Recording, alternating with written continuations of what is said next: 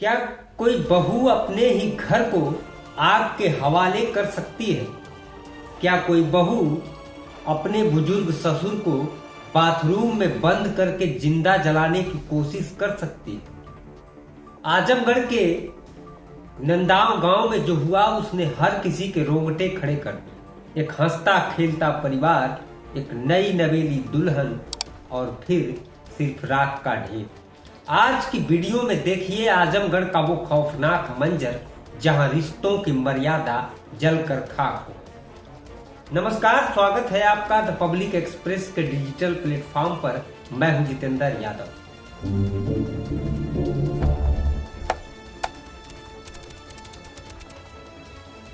कहानी की शुरुआत होती है आज से कुछ महीने पहले। तारीख थी 6 मार्च 2025।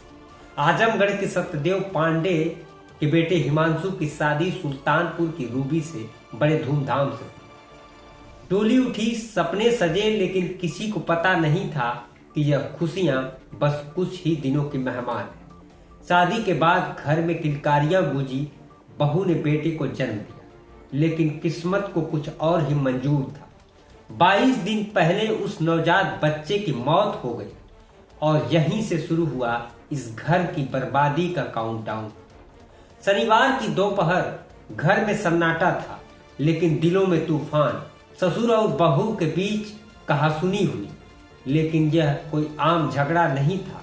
आरोप है कि गुस्से में पागल बहू ने आओ देखा न ताओ, उसने पहले ससुर को बाथरूम में धक्का दिया और बाहर से दरवाजा बंद कर दिया।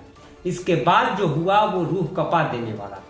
बहू ने माचिस जलाई और अपने ही घर को आग के हवाले कर दिया। जब लपटें आसमान छूने लगी तो वो मौका देखकर वहां से फरार हो। उधर पति हिमांशु, जो अपनी पत्नी के हमले से घायल होकर बाजार में दवा लेने गया था, उसे खबर मिली कि उसका घर जल रहा है। वो बदहवास होकर भागा। घर पहुंचा तो मंजर भयानक था। उसे लगा कि उसकी पत्नी अंदर जल रही। उसने आग में अपनी पत्नी को ढूंढा, नहीं मिली तो वह डर गया। तभी पड़ोसियों ने बताया कि अरे हिमांशु, तुम्हारी पत्नी तो आग लगाकर भाग गई। ड्रामा यहीं खत्म नहीं हुआ। खबर मिलते ही बहू के मायके वाले आ धमके।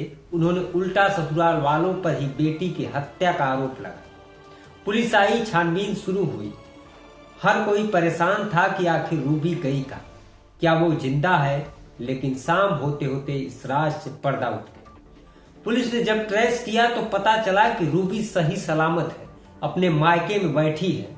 उसने पुलिस को फोन पर बताया कि ससुराल वाले उसे परेशान करते थे, इसलिए उसने यह कदम उठाया। लेकिन अब सिक्के का दूसरा पहलू देखिए। पति हिमांशु ने जो खुलासा किया है वो और भी चौंकाने वाला है। हिमांशु का कहना है कि उसकी पत्नी मानसिक रूप से बीमार है।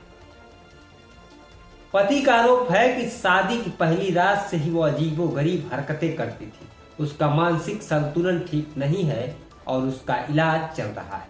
मायके वालों ने हमसे यह बात छिपाई। उन्होंने एक पागल लड़की से शादी करा और हमारी जिंदगी बर्बाद कर दी। अब सवाल उठता है कि क्या यह ससुराल वालों का अत्याचार था या फिर एक मानसिक रोगी का खतरनाक कदम। दोस्तों, एक तरफ जला हुआ घर, बेबस पति, तो दूसरी तरफ मायके में बैठी बहू और उसके आरोप। सच्चाई क्या है, यह जांच का विषय है। आपको क्या लगता है, क्या यह मानसिक बीमारी का नतीजा है या पारिवारिक कलह का? अपनी राय कमेंट में लिख करके जरूर बताइए। नमस्कार।